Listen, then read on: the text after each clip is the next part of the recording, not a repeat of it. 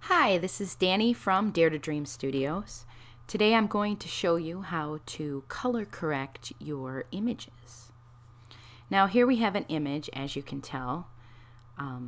It looks a little yellow and maybe a little bit too much reds. Well, there's a couple different things you can do. First we'll try the levels, since people who have elements also have levels, so they can use elements to adjust as well.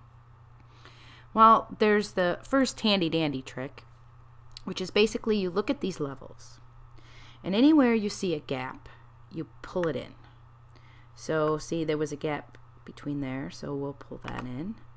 And then the red, there's a big gap, so we'll pull that to where the histogram starts. And then we'll continue to do this throughout all the colors. And hopefully, and that gives us somewhat of a better adjustment. I mean, it did remove some of the but I can still see a lot of red.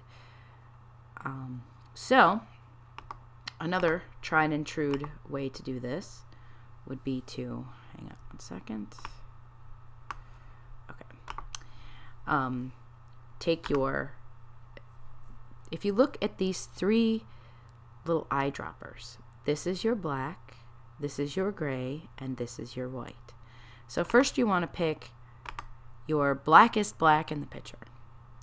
And I'm guessing the blackest black is somewhere in her hair. We could fine tune that a little bit. I don't see anywhere else there's any darker. I mean, we can always go with like her pupils, which pupils are black. No, I don't like that. So let's just stick with somewhere in here and just pick the darkest of the dark. And then you go for your white. Now we know that we want to go wherever there is the most white, the brightest of white that there is. And I'm going with the sky. Then we want to go with gray. Now, gray is going to be a little bit difficult in here. I mean, we could see if maybe there was a little bit of gray up there. And actually, there kind of is. This is a little bit of gray. If you don't have any gray in the background, another trick would be the eyeballs, or the eyes. Sometimes have a little bit of enough gray in it to make it natural, and I actually kind of like that a little bit better. Now if we look at the before and after, it looks a lot more natural. You can also do exactly the same thing with curves, and go to curves, and again you have your little eyedropper. So the first one is black, and if you highlight over it, it says sample in image, and it went away. Anyways, it'll tell you when you highlight it, it tells you, but this is black, this is gray, this is white. So you want to sample the blackest black in your picture, and then you want to sample your whitest white in the picture, and then you want to sample your grayest gray. And so here I picked this color. We could pick her eye. That left us with a little bit of green. Sometimes it's a little rough to find the gray. That's why they have those little cards you can buy, and you take a picture with those, and then later on you can color correct. So we're going to leave it at that. So there's with our curves, and there is with our levels. They're pretty much very close. There's another way that you can do this, and I believe this option is only available in Photoshop, which is the I always forget which one it is. I know which one it is. It is, give me a moment here, color balance. There's so many different color ones. So a lot of times what you'll do is you'll find your gray point. So I'm going to find my gray point here, and I'm going to, remember I said it was her eye.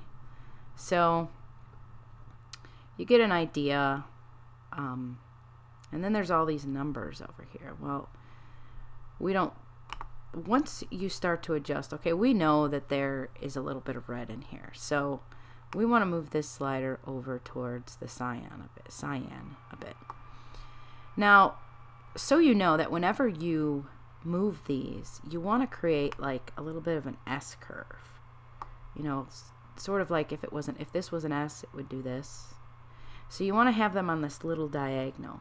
And if you have them in that way, then you know that you're balanced. Now we can go to the shadows. The shadows and the highlights don't normally, you don't normally fix them quite as much as you do the others. It depends. I find that most of the time you don't. And then there's the highlights. I'm going to fix these. Now you can go back over to your info now, and you can see where you are. Now, if you look over at the RGB on the right, it says the red is 191 and the green is 105, and so we're really good with the green.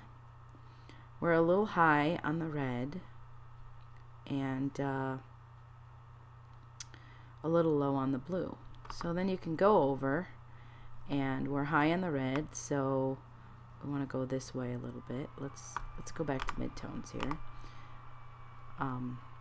We're high in the red, so we want to bring in some more cyans, and then we want to probably pull this in just a little bit. And then you can go back to your info and look around. And it's a little bit better. Green is, I mean, it's not going to be a perfect match. Then if you look at the bottom, don't look at the bottom. Yeah, so it's a bit of tweaking. To understand those numbers is definitely but we can get the idea. I mean, this is a pretty good match. I mean, it's not perfect by all means. It still has a little bit of I think it actually has too much cyan, or is it maybe a little bit too much blue? Yeah. So if you look at the differences, I prefer levels. That's just my preference. It's a quick, handy tool, but it gives you an idea on the best way to get this color corrected. So I hope this tutorial helps you, and good luck with all your photo editing.